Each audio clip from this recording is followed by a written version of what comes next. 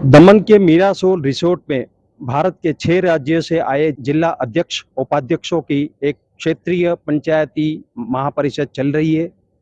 इस महापरिषद को कल प्रधानमंत्री नरेंद्र मोदी जी ने दिल्ली से वीडियो कॉन्फ्रेंसिंग के जरिए संबोधित किया। इस परिषद के आयोजन में महत्वपूर्ण कामगिरी निभाने वाले राष्ट्रीय महासचिव कैलाश विजयवर्गीय जी के साथ विश्वास न्यूज इंडिया ने कल एक्सक्लूसिव बातचीत की। उन्होंने कल रात हमारे साथ एक एक्सक्लूसिव इंटरव्यू दिया।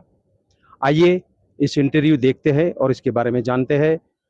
विश्वास न्यूज इंडिया, देवांशु देसाई, दमन मीरासोल से। दमन में क्षेत्रीय पंचायती राज परिषद का आयोजन हुआ 18 और 19 अगस्त को, और इस परिषद को बीजेपी अध्यक्ष नड्डा जी ने संबोधित किया। एक वाक्य में कहे तो जो भारत सरकार की जो स्कीम है वो गांव-गांव तक पहुंचे और लोग लाभान्वित हो, ये इसका मुख्य मकसद है।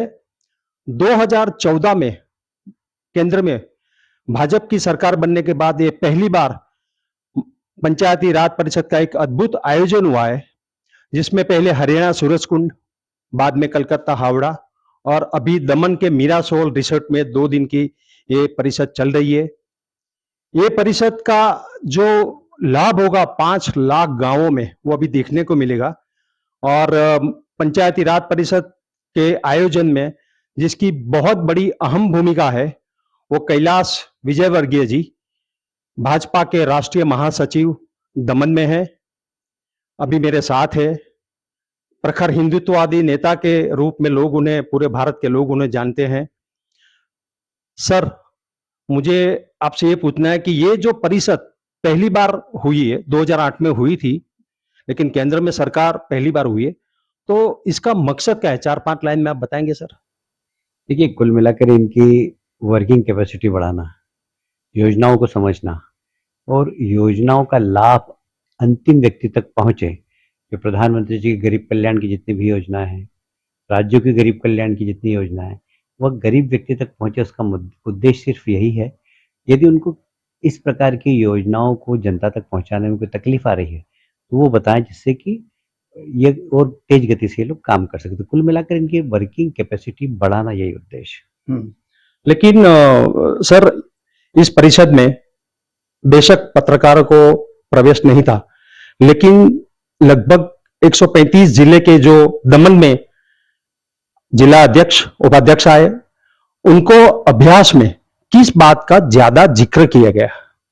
कुल मिलाकर व्यक्ति का खुद का मैनेजमेंट, यदि वो स्वयं मैनेज रहेगा तो समाज को ही मैनेज कर पाएगा। तो छोटी छोटी टिप्स होती है कि आप किस प्रकार अपना कार्यालय चलाएं, किस प्रकार आप सार्वजनिक जीवन में काम करें, भारतीय जनता पार्टी की विचारधारा क्या है, हमारा उद्देश्य सबका साथ, सबका विकास, सबका विश्वास और सबका प्रयास। हमारा उद्देश्य गरीब कल्याण, गरीब कल्याण की सारी योजनाओं को गरीब तक पहुंचाना, इसके बीच में किसी प्रकार का भ्रष्टाचार नहीं हो, गरीब को कुल मिलाकर सरकार की योजनाओं का पूरा लाभ मिले, इसको फोकस किया गया है।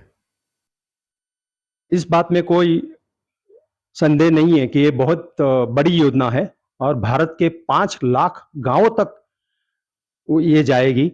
लेकिन सर, एक बात बताएंगे कि इसका जो रिजल्ट मिलना हो वो कब शुरू होगा? आपको कुछ इसके बारे में बताएंगे? ये लोग काम तो कर ही रहे हैं अभी।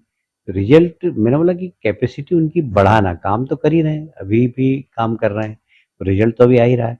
पर और वर्किंग कैपेसिटी को बढ़ाना, कहीं शासकीय रुकावट हो तो उसको कैसे दूर करना, इन सब बातों पे प्रैक्टिकल, बिल्कुल व्यवहारिक ज्ञान हम उनको दे रहे हैं और कुल मिलाकर उनकी इफिशियंसी काम करने की बढ़े, जिससे कि समाज को उनके जिला पंचायत अध्यक्ष और उपाध्यक्ष बनने का लाभ मिल सके। सर, ऐसी कोई और भी योजना है? क्योंकि ये जो योजना है वो बहुत बेमिसाल है और उसमें मैंने सुना है कि आपका बहुत बड़ा सहयोग रहा है। तो ऐसी भी कोई योजना आप लाने वाले हैं और भी? ये हमारी लोकल बॉडीज जितनी भी है, नगर निगम का हमारा हो चुका है, अब नगर पालिकाओं की भी इस प्रकार हम वर्कशॉप करेंगे, जिसमें राज्यों के अंदर कारपोरेटर्स के होंगे और नगर पालिका अध्यक्षों के हम केंद्र की योजना के अनुसार करेंगे। तो कुल मिलाकर उद्देश्य यही है कि भारतीय जनता पार्टी का कार्यकर्ता यदि पार्षद बने तो समाज के लिए कितना ज़्यादा एफिशिएंसी से काम कर सके, यदि वो नगर पंचायत का अध्यक्ष बने तो किस प्रकार एफिशिएंसी से काम कर सके, यदि वो मेयर बने तो किस प्रकार समाज को उसका लाभ दे सके, डेवलपमेंट में किस प्रकार उसकी भूमिका होना चाहिए। इन सब बातों पर हम लोग चर्चा कर रहे हैं और उनके ऐसे प्रश्न जो उनको परेशानी में डालते हैं, उन प्रश्नों का जवाब भी दे रहे हैं।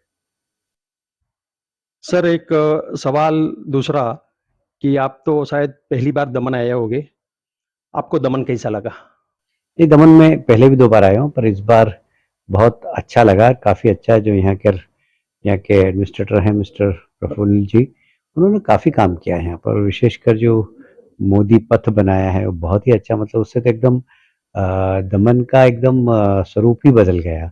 और कुल मिलाकर सड़कें हैं, ब्रिज हैं, गार्डन्स हैं, हरियाली है, इस पे काफ़ी काम हुआ।